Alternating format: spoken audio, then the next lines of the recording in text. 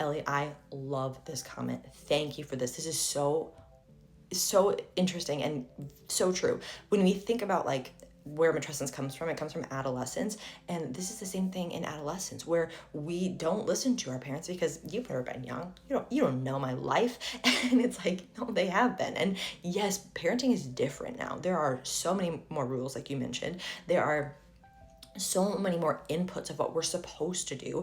My best friend Becca has grown children, and my mom have both said to me, like, you guys have it way harder. You know too much. You think you're supposed to do too much. Things like my mom used to do like craft days with her friends, and we would just be there. Like, my mom wasn't intensively mothering us all the time. We would go out and play in the backyard by ourselves. She would set up activities. She would go away. Like, we are more intensely parenting. We are more inundated with shoulds and should nots.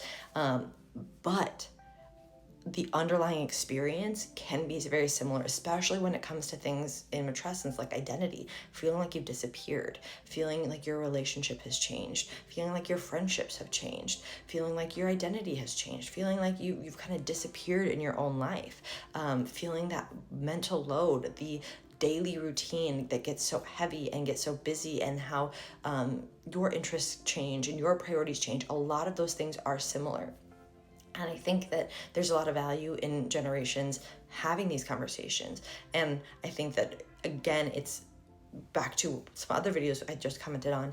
It's knowing where you're getting that information from. It's knowing whether you can trust it, knowing whether it is in good spirit or in good faith. That makes a really big difference. And I would encourage you to have this conversation with your mom or with your elder or whoever, because you may be interested. It would be interesting what they reflect back to you and what you can learn from them and what they can learn from you, to be honest.